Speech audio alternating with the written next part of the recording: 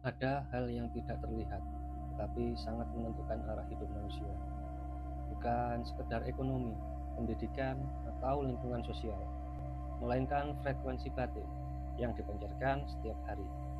Saat frekuensi ini menurun, hidup terasa berat tanpa sebab. Rumah terasa tidak nyaman, anak-anak sulit diarahkan, dan rezeki pun seolah tertutup. Ini bukan kebetulan. Ini adalah resonansi energi yang bekerja secara sunyi, namun dampaknya nyata. Assalamualaikum warahmatullahi wabarakatuh. Segala puji bagi Allah, Tuhan semesta alam, yang menciptakan segala sesuatu bukan hanya dalam bentuk yang terlihat, tetapi juga dalam bentuk hukum-hukum halus yang mengatur kehidupan manusia. Salawat dan salam yang setepat-tepatnya dan yang seindah-indahnya semoga tercurahkan kepada baginda agung Rasulullah Shallallahu Alaihi Wasallam. Banyak orang menjalani hidup dengan tubuh bergerak, namun hatinya kosong. Rumahnya terasa berat, dan rezekinya seakan tersendat tanpa memahami sebab yang sebenarnya. Di balik semua itu bekerja hukum frekuensi, energi, dan gelombang batin yang terus memancar dari diri manusia setiap saat. Ketika hati gelap, gelombang yang terpancar pun gelap, dan dampaknya menjalar ke seluruh aspek kehidupan. Mari kita bahas mendalam dalam video ini. Zaman sekarang banyak anak-anak yang bandel, sulit diarahkan, tidak punya adab, jarang beribadah, dan sering melawan orang tua. Apakah hal tersebut murni dari mereka sendiri dari kecil? Anak-anak tidak hidup di level logika seperti orang dewasa. Mereka belum memiliki lapisan penalaran yang rumit, belum dibentengi oleh rasionalisasi, dan belum pandai berpura-pura. Karena itu, anak hidup langsung di wilayah frekuensi hati. Apa yang dirasakan orang tua, itulah yang pertama kali mereka tangkap. Bahkan sebelum kata-kata diucapkan. Hati bukan sekedar organ emosional, tetapi pusat pancaran rohani. Dari sanalah keluar gelombang halus yang mengisi ruang, membentuk suasana, dan mempengaruhi jiwa-jiwa yang berada di sekitarnya. Anak-anak, karena mereka masih bersih fitrahnya, memiliki kepekaan tinggi terhadap gelombang ini. Mereka mungkin tidak memahami sebabnya, tetapi jiwa mereka bereaksi secara spontan.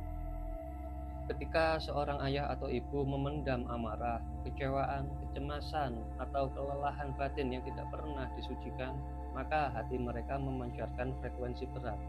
Frekuensi ini tidak membutuhkan suara untuk bekerja. Ia hadir dalam diam, memenuhi ruang, menempel pada suasana rumah, dan anak yang tinggal di dalamnya akan menyerapnya seperti spons menyerap air.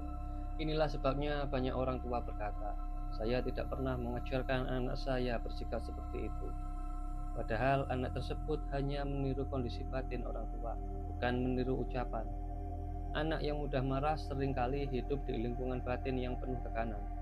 Anak yang sulit diatur seringkali berada dalam rumah yang energinya tidak stabil. Anak yang malas beribadah seringkali tidak merasakan ketenangan dari ibadah yang dilakukan oleh orang tuanya. Dan penting dipahami, anak-anak tidak melawan agama. Yang mereka tolak adalah frekuensi yang tidak selaras dengan hatinya.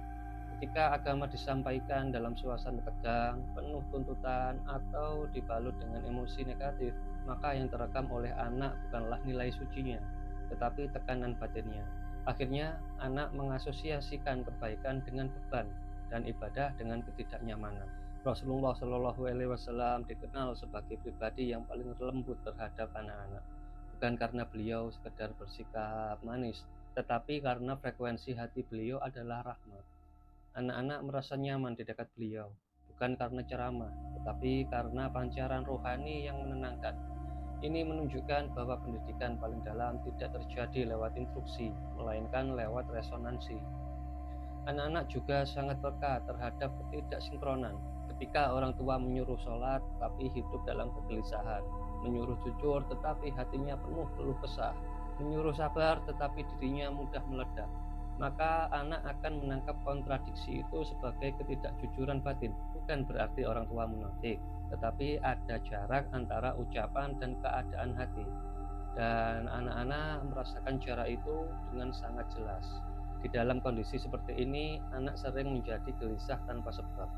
Mereka sulit fokus, sulit tenang, mudah membangkang atau mencari pelarian. Tetapi karena jiwa mereka tidak menemukan tempat bernaung yang tenang, anak-anak membutuhkan ketenangan batin orang tuanya, lebih dari sekedar aturan dan nasihat.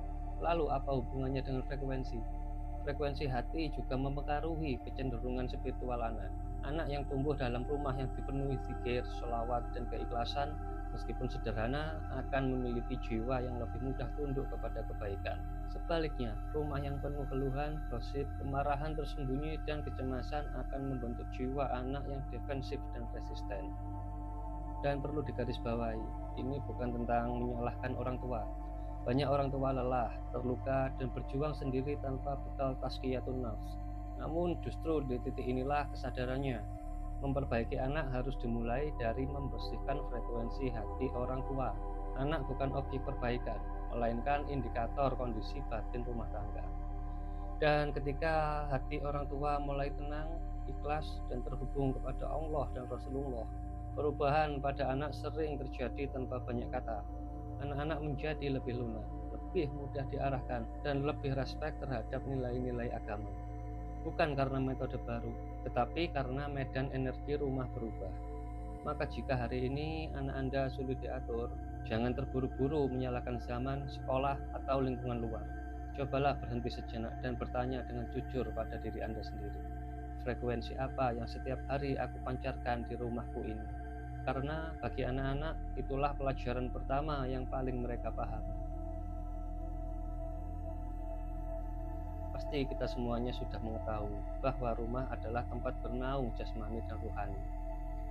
Ada rumah secara fisik berdiri kokoh, bersih, dan lengkap, tetapi secara batin terasa berat, panas, dan melelahkan.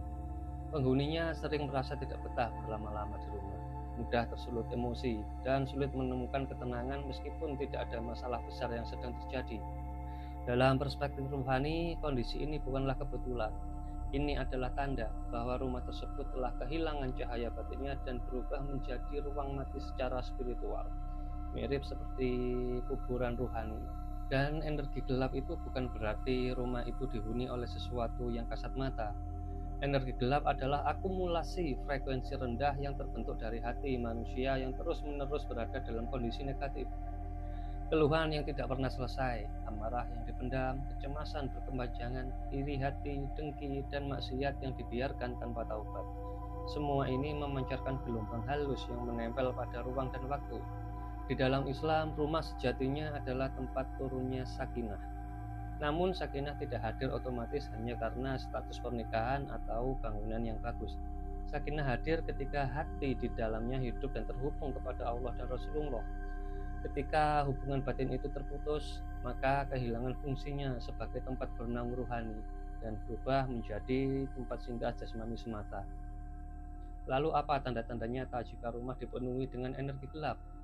Tanda paling nyata dari rumah yang dipenuhi energi gelap adalah ketiadaan rasa hidup. Penghuni merasa cepat lelah, sulit fokus, dan mudah jenuh. Aktivitas sederhana terasa berat, ibadah tidak lagi menenangkan, bahkan menjadi beban. Sholat dilakukan sekedar menggugurkan kewajiban, tanpa kehadiran hati. Zikir terasa kering, Al-Quran jarang dibaca, atau dibaca tetapi tidak ada daya hidup.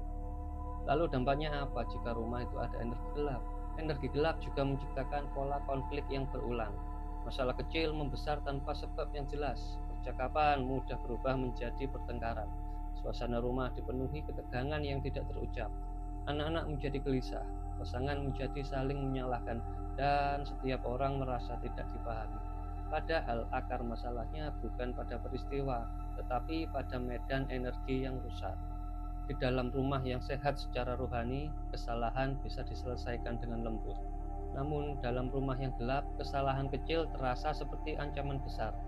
Ini karena energi gelap membuat jiwa berada dalam mode bertahan, bukan mode menerima, beda dengan cahaya yang terang. Hati menjadi keras, mudah curiga, dan sulit untuk berprasangka baik. Rasulullah bersabda bahwa rumah yang tidak dibacakan Al-Quran itu seperti kuburan. Ini bukan perumpamaan kosong. Rumah yang kehilangan zikir dan ayat-ayat Allah, ia kehilangan denyut rohani. Penghuninya hidup, tetapi jiwa tidak bernafas dengan baik. Energi gelap juga mempengaruhi keberkahan rezeki. Bukan sekedar jumlah, tetapi rasa cukup. Ada orang yang berpenghasilan besar tapi hidupnya terasa sempit. Ada yang hartanya banyak tetapi selalu habis untuk masalah hidupnya. Ini sering terjadi kepada rumah yang auranya tertutup. Rezeki yang datang tidak membawa cahaya, hanya menambah beban. Selain itu, energi gelap membuat rumah menjadi tidak ramah bagi kebaikan. Niat baik sulit terlaksana, rencana selalu tertunda, semangat mudah padam. Mungkin banyak dari kita yang sering mengalami hal itu. Ini bukan karena kurang usaha, tetapi karena ruang batin tidak mendukung pertumbuhan. Seperti tanaman yang ditanam di tanah mati. Seberapa bagus pun benihnya, ia akan sulit tumbuh. Dan yang lebih berbahaya, energi gelap sering dianggap sebagai hal yang biasa. Banyak orang terbiasa hidup dengan tekanan batin dan menganggapnya itu seperti normal-normal saja. Padahal itu adalah kondisi darurat rohani. Rumah yang gelap secara spiritual bukan hanya merusak suasana, tetapi perlahan-lahan menggerus iman dan ada penghuninya. Namun perlu ditegaskan, energi gelap bukan kutukan yang tidak bisa diubah. Ia adalah konsekuensi dari kondisi hati, dan hati selalu bisa dibersihkan.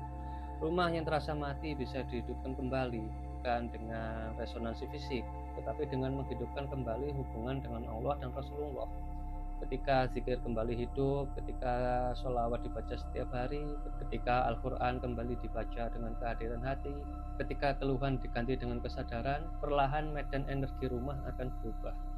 Maka sebelum mencari solusi keluar, penting untuk jujur melihat ke dalam diri kita sendiri. Apakah rumah ini masih menjadi tempat turunnya rahmat, atau telah berubah menjadi ruang yang hanya diisi rutinitas tanpa ruh? Kesadaran inilah langkah pertama untuk menghidupkan kembali cahaya yang telah lama redup.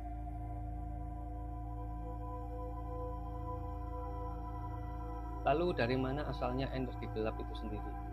Gelombang gelap tidak muncul secara tiba-tiba. Ia bukan peristiwa acak dan bukan pula sesuatu yang berdiri sendiri. Dalam kehidupan manusia, setiap kondisi batin memiliki sebab, dan setiap suasana memiliki asal. Gelombang gelap yang menyelimuti rumah, jiwa, dan rezeki seseorang selalu bersumber dari sesuatu yang nyata, meskipun wujudnya tidak kasat mata. Dalam pembahasan ini, kita akan melihat 3 sumber utama gelombang gelap yang paling sering terjadi dalam kehidupan kita sehari-hari. Sumber pertama yaitu hati manusia itu sendiri. Hati bukan hanya tempat niat, tetapi pusat pancaran rohani. Setiap rasa yang menetap di dalam hati, baik disadari atau tidak, akan memancarkan frekuensi tertentu ke lingkungan sekitar. Hati yang dipenuhi keluhan, iri, dengki, dendam, ketakutan berlebihan, dan kekecewaan yang tidak pernah diserahkan kepada Allah akan memancarkan gelombang berat. Gelombang ini tidak akan berhenti di dalam diri, tetapi keluar dan mengisi ruang. Semakin lama emosi negatif itu dipelihara, maka pekat sekali gelombang yang akan terbentuk. Dan masalahnya, banyak orang yang tidak menyadari bahwa mereka hidup dalam kondisi batin yang gelap. Mereka menganggap stres sebagai hal biasa, keluhan sebagai kewajaran, dan amarah sebagai reaksi normal. Padahal dalam kacamata rohani, semua itu adalah beban energi yang terus-menerus menumpuk.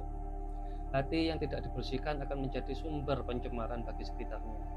Seseorang mungkin merasa dirinya diam, tetapi hatinya berisik. Dan justru dari kebisingan batin itulah yang paling kuat pengaruhnya terhadap suasana rumah, pasangan, dan anak-anak. Sumber kedua, maksiat yang dilakukan dan dibiarkan tanpa taubat. Maksiat bukan hanya pelanggaran hukum syariat, tetapi juga perusak struktur energi rohani. Setiap maksiat meninggalkan jejak, bukan hanya pada catatan amal, tetapi juga pada medan batin pelakunya dan ruang tempat maksiat itu dilakukan. Ketika maksiat dilakukan secara berulang-ulang tanpa taubat, ia menciptakan residu gelap yang menetap. Rumah yang menjadi tempat maksiat akan menyerap residu itu. Inilah sebabnya mengapa ada tempat yang terasa berat meskipun tidak ada konflik terbuka. Bukan karena bangunannya, tetapi karena jejak perbuatan yang tertinggal. Maksiat yang paling merusak seringkali bukan yang tampak besar, tetapi yang dianggap ringan, seperti membuka aurat tanpa rasa bersalah, hiburan yang melalaikan secara terus-menerus, kebohongan kecil yang dibiarkan, atau kelalaian terhadap kewajiban ibadah. Semua ini perlahan menurunkan frekuensi hati dan mengundang gelombang gelap masuk lebih dalam lagi. Dan di dalam kondisi seperti ini, hati menjadi tumpul, sensitivitas rohani mulai menurun. Yang tadinya terasa salah, lama-lama terasa biasa. Inilah fase paling berbahaya, karena ketika rasa bersalah di dalam hati itu mati, cahaya tobat pun meredup. Sumber ketiga, pengaruh dari luar yang dibawa masuk atau kiriman energi gelap dari luar rumah. Tidak semua gelombang gelap berasal dari dalam rumah. Ada juga yang datangnya dari luar, lalu dibawa masuk ke dalam rumah tanpa disadari. Seperti tamu yang membawa energi gelap, interaksi dengan seseorang yang jarang ibadah, benda-benda bertuah atau asimat yang notabene mengandung sangat pekat energi gelap lalu dibawa masuk ke dalam rumah, dan media-media lainnya yang bisa menjadi perantara energi. Seseorang yang datang dengan hati penuh amarah, iri, atau niat buruk dapat meninggalkan bekas energi di tempat yang ia singgahi. Bukan berarti kita harus mencurigai manusia, tetapi menyadari bahwa kondisi batin seseorang mempengaruhi ruang yang ia masuki.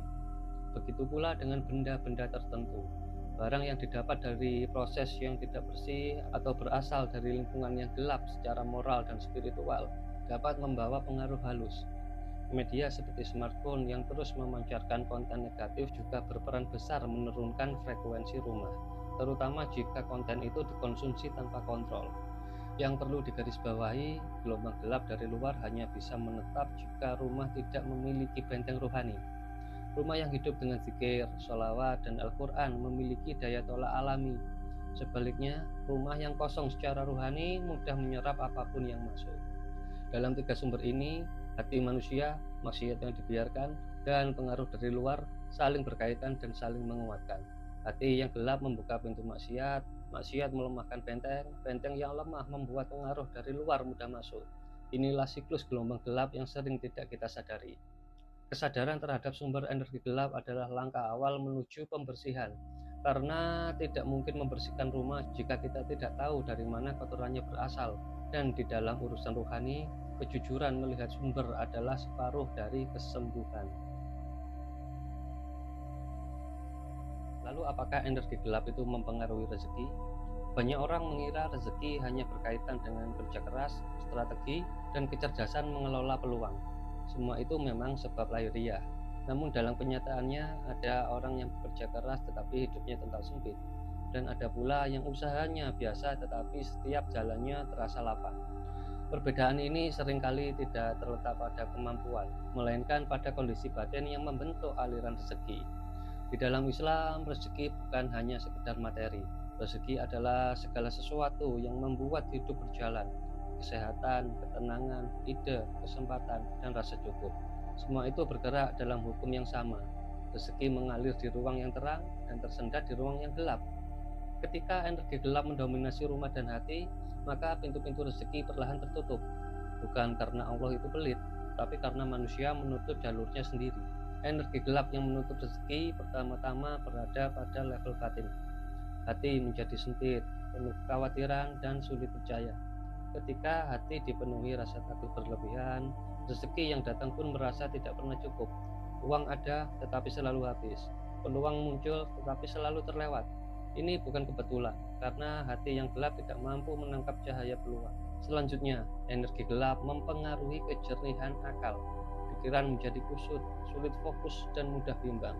Keputusan diambil dalam keadaan tergesa-gesa atau ragu-ragu.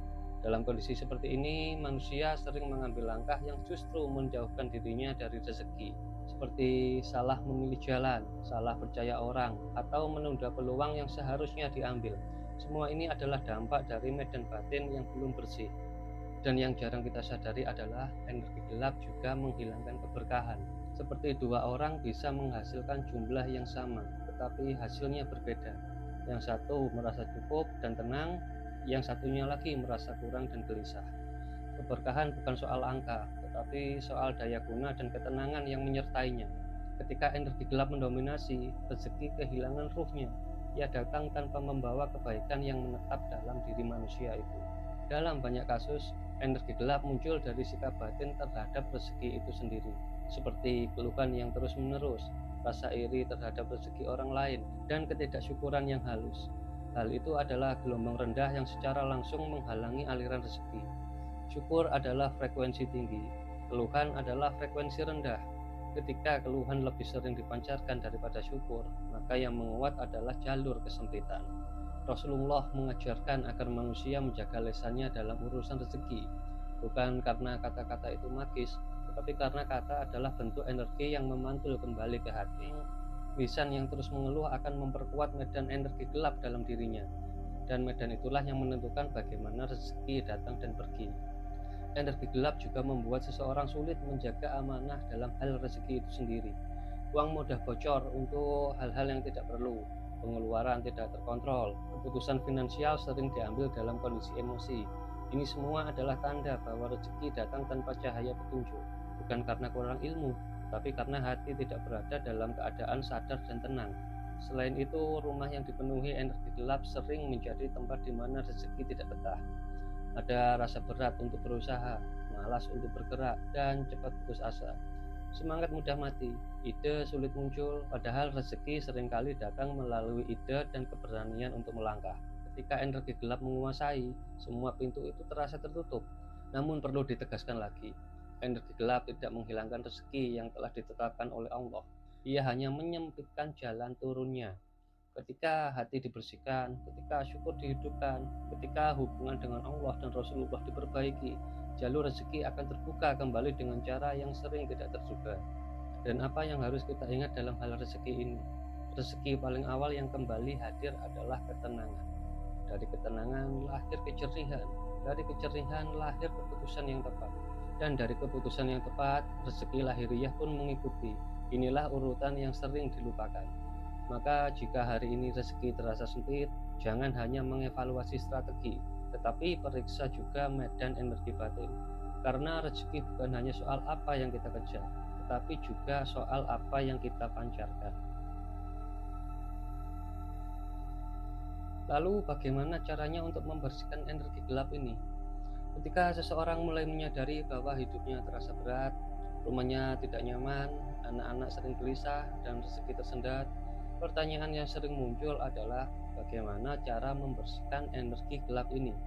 Pertanyaan ini wajar, namun disinilah banyak orang tergelincir karena mencari solusi keluar tanpa mau masuk ke dalam diri mereka sendiri. Hal pertama yang harus dipahami dengan jernih adalah energi gelap tidak dibersihkan dari luar, tetapi dilepaskan dari dalam.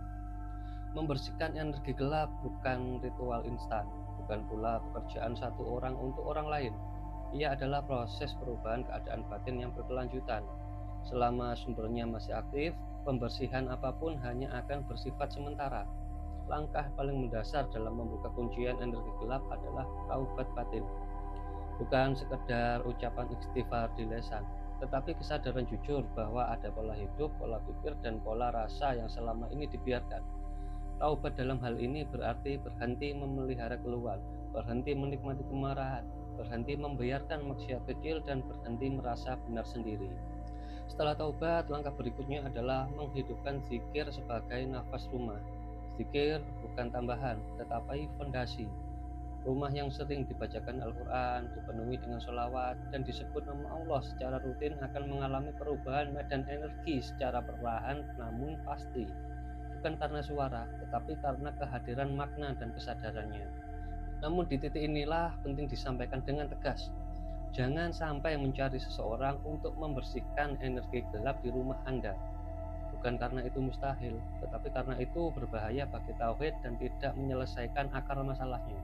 Jika seseorang datang membaca doa, melakukan ritual, lalu energi terasa ringan, tetapi penghuni rumah tidak mau berubah, maka yang terjadi hanyalah penundaan. Dalam hitungan hari atau minggu, energi gelap itu akan kembali, bahkan seringkali kembali dengan kondisi yang lebih berat karena sumbernya tidak pernah disentuh. Energi gelap itu seperti asap dari api. Membersihkan asap tanpa mematikan api adalah pekerjaan yang sia-sia. Api itu adalah hati manusia. Selama hati masih memancarkan keluhan, amarah, dan kelalaian, maka asap akan terus keluar. Ketergantungan pada pembersihan energi juga melahirkan masalah lain, yaitu hilangnya tanggung jawab batin diri sendiri. Ketika seseorang merasa cukup dipulihkan oleh orang lain tanpa perlu muhasabah, tanpa perlu memperbaiki sholat, tanpa perlu membersihkan niat, ini berbahaya karena menjadikan rohani sebagai jasa, bukan sebagai jalan hidup. Contohnya begini, Jika Anda merasakan rumah dalam keadaan tidak nyaman, lalu Anda mengundang seorang kiai atau seorang spiritualis untuk membersihkan rumah Anda. Ya, yang dibersihkan hanya rumah Anda. Sedangkan akar masalahnya adalah apa yang ada di hati Anda itu sendiri. Jadi kalau bisa jangan sampai mengundang kiai atau spiritualis atau dukun untuk membersihkan rumah. Cukup Anda sendiri saja sudah bisa. Kenapa harus mengundang mereka? Itu adalah hal yang sia-sia saja. Mari kita lanjutkan. Islam tidak mengajarkan ketergantungan seperti itu. Rasulullah Shallallahu Alaihi Wasallam mengajarkan umatnya untuk membersihkan diri melalui zikir, sholat, taubat, sholawat, dan perbaikan akhlak. Doa orang yang soleh bisa menjadi wasilah, tetapi tidak bisa menggantikan kewajiban perubahan pada diri sendiri. Cara berikutnya dalam membuka kuncian energi gelap adalah dengan mengubah pola bicara dan pola respon. Kata-kata yang diucapkan di dalam rumah adalah bentuk energi yang terus-menerus berulang. Maka dari itu, mari kita mengurangi keluhan, meninggalkan kata-kata kasar, dan membiasakan doa dalam percakapan sehari-hari. Hal itu adalah bentuk pembersihan yang sangat efektif, meski terlihat sederhana. Selain itu, penting untuk menertibkan maksiat yang dianggap sepele. Banyak rumah gelap bukan karena dosa besar, tetapi karena dosa kecil yang dibiarkan. Dan jika dosa kecil itu dibiarkan, lama-lama juga akan menjadi besar. Jangan sampai lalai sholat tepat waktu, hiburan jangan berlebihan, membuka konten-konten yang mengotori pandangan, dan membiarkan hati sibuk dengan dunia tanpa zikir. Semua ini menurunkan frekuensi secara perlahan. Membersihkan energi gelap juga berarti mengembalikan adab kepada Allah dan Rasulullah, seperti menempatkan ibadah bukan sebagai beban, tetapi sebagai sumber yang hidup. Ketika sholat kembali menjadi tempat pulang, bukan sekedar kewajiban, dan batin akan berubah. Disinilah ketenangan mulai hadir. Perubahan ini tidak selalu instan, kadang butuh waktu, namun bedanya akan terasa jelas. Perubahan dari dalam bersifat menetap, sedangkan pembersihan dari luar diri hanya bersifat sementara. Rumah yang penghuninya berubah akan memiliki daya bersih alami. Sebaliknya, rumah yang penghuninya menolak berubah akan selalu menjadi sarang energi gelap, seberapa sering pun dibersihkan. Maka jika ingin membuka kuncian energi gelap, jangan bertanya, siapa yang bisa membersihkan rumahku? Tetapi tanyakan dengan jujur pada diri kita sendiri, bagian mana dari diriku yang harus diperbaiki hari ini? Karena ketika hati berubah, rumah akan mengikuti. Dan ketika hati bersih, energi gelap tidak akan betah tinggal. Setelah kita memahami sumber dan dampak energi gelap, pertanyaan yang paling penting bukan lagi tentang rumah, anak, atau rezeki, tetapi tentang apa yang harus dilakukan oleh diri sendiri. Karena perubahan medan energi selalu dimulai dari satu titik yang paling pusat, yaitu hati pribadi. Selama hati belum memiliki sumber cahaya yang stabil, solusi apapun akan bersifat sementara. Salah satu amalan yang sangat kuat untuk membersihkan dan menstabilkan frekuensi batin adalah mengkhususkan waktu 30 menit setiap hari. Lalu apa yang dibaca? Sebelum kita membaca sesuatu amalan, kita harus tahu dulu kemana arah amalan itu akan pergi.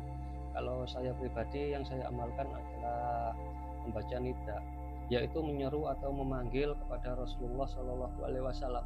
Ya Sayyidi ya Rasulullah, ya Sayyidi ya Rasulullah, ya Sayyidi ya Rasulullah. Ini bukan sekedar bacaan sholawat, tapi panggilan rohani yang menghubungkan hati dengan sumber rahmat terbesar setelah Allah, yaitu Rasulullah Shallallahu Alaihi Wasallam. Dan mengapa harus dikhususkan waktunya?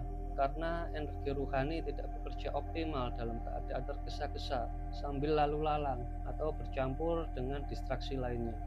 Mengkhususkan waktu berarti menghadirkan adab, dan adab adalah pintu turunnya cahaya.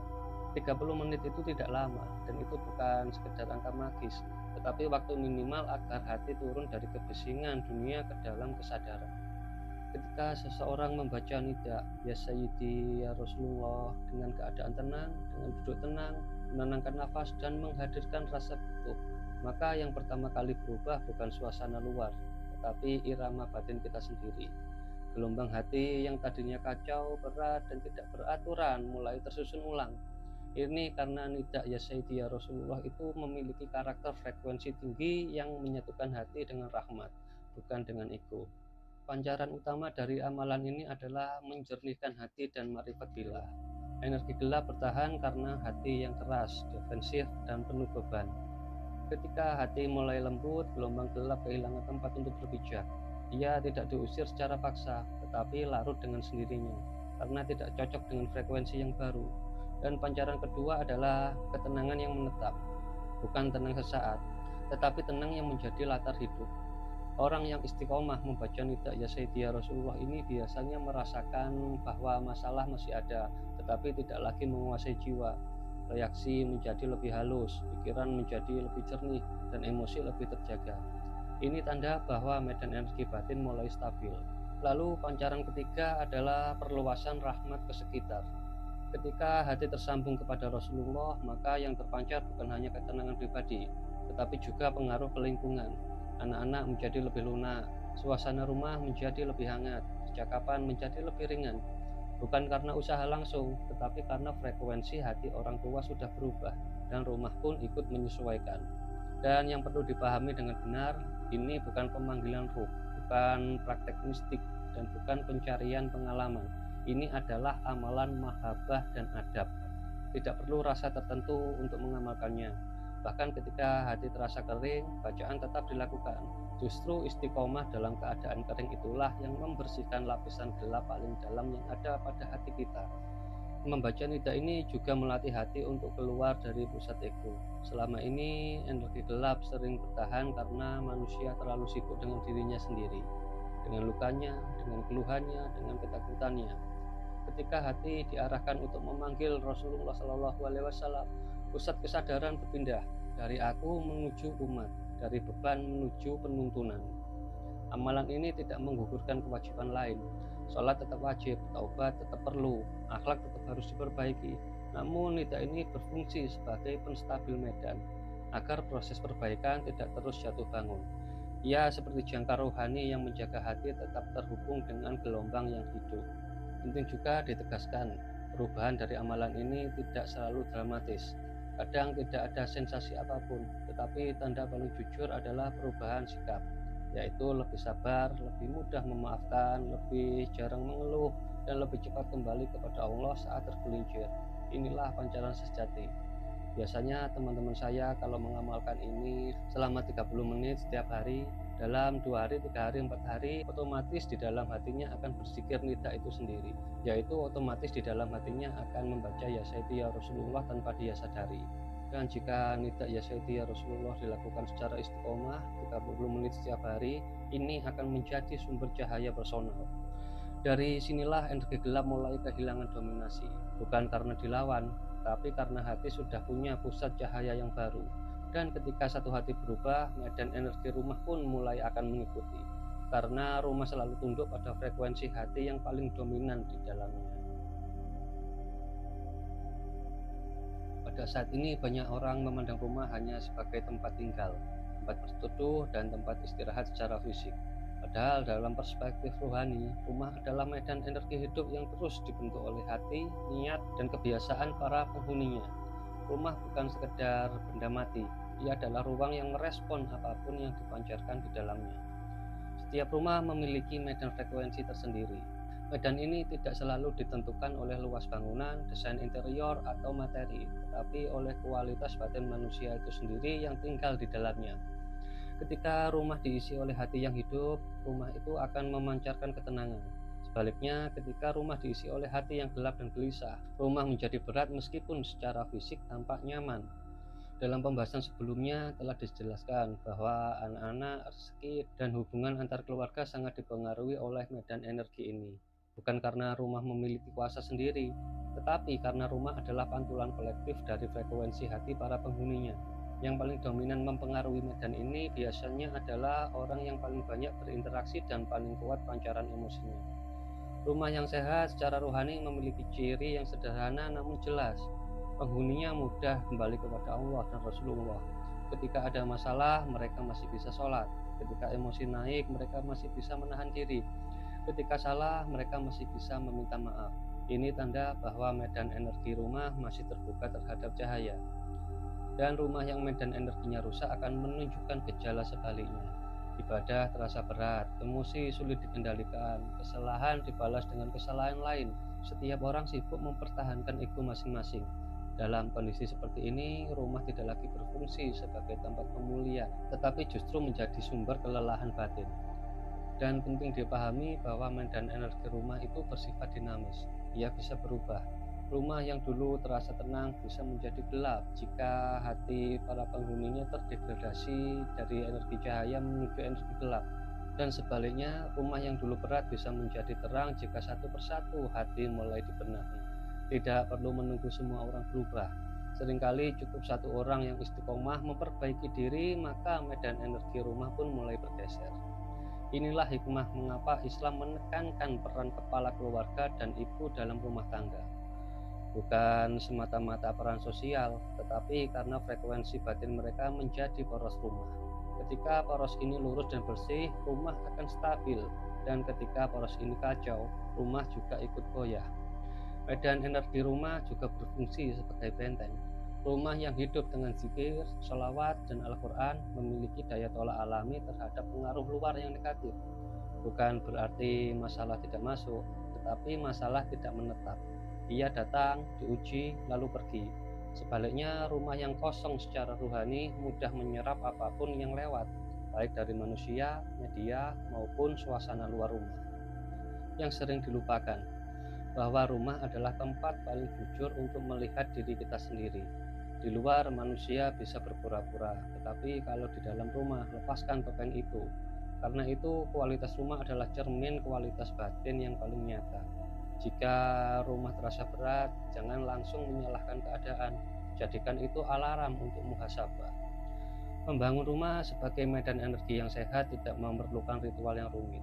Ia memerlukan konsistensi kecil yang dijaga, yaitu istiqomah. Seperti sholat tepat waktu, zikir yang hidup, lisan yang dijaga, hati yang mau kembali, atau khususan waktu sehari semalam selama 30 menit untuk membaca Ya Sayyidi Ya Rasulullah. Ketika hal-hal ini dilakukan secara istiqomah, rumah akan berubah tanpa disadari. Rumah yang hidup akan melahirkan anak-anak yang lebih tenang, pasangan yang lebih sabar, dan rezeki yang lebih berkah. Bukan karena rumah itu sempurna, tetapi karena cahaya memiliki tempat untuk turun. Inilah makna rumah sebagai medan energi, ruang di mana rahmat Allah diberi izin untuk hadir.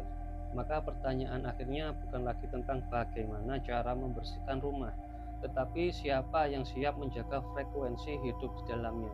Karena rumah akan selalu mengikuti hati yang paling dominan. Dan hati yang terhubung kepada Allah dan Rasulullah akan menjadikan rumah sebagai tempat pulang, bukan sekedar tempat tinggal. Pada akhirnya, pembahasan tentang frekuensi, energi, dan gelombang gelap bukanlah upaya untuk mencari sesuatu yang mistis, apalagi menakut-nakuti. Ini adalah ajakan untuk kembali jujur melihat kondisi batin kita sendiri. Banyak masalah hidup tidak lahir dari luar, tetapi dari medan hati yang lama dibiarkan gelap tanpa disadari. Anak-anak yang gelisah, rumah yang terasa berat, dan rezeki yang tersendat seringkali hanyalah tanda bahwa hati membutuhkan pembersihan dan penyambungan kembali kepada Allah dan Rasulullah. Energi gelap tidak perlu diperangi, cukup dihilangkan sumbernya. Ketika hati dibersihkan dengan taubat, zikir, dan mahabbah kepada Rasulullah SAW, gelombang gelap akan luruh dengan sendirinya. Perubahan sejati tidak datang dari orang lain yang membersihkan, tetapi dari kesediaan diri untuk berubah. Istiqomah dalam amal kecil yang hidup, seperti menjaga sholat, menghidupkan sholawat, dan meluangkan waktu khusus untuk menyambungkan hati dengan nida Ya Sayyidi Ya Rasulullah, akan menciptakan cahaya yang menetap. Ketika satu hati berubah, rumah ikut berubah. Ketika rumah berubah, kehidupan pun ikut berubah. Dan ketika hati kembali terhubung kepada Allah dan Rasulullah, memang hidup tidak selalu mudah, tapi selalu memiliki arah dan ketenangan. Semoga Allah menerangi hati kita, rumah kita, dan seluruh jalan hidup kita. Wabillahi taufiq wal hidayah, wa minar rasulihi sallallahu alaihi wasallam asyafa'a wa tarbiyah, wa minal ghawsi azas zaman anatra wal barakah wal karamah. Wassalamualaikum warahmatullahi wabarakatuh.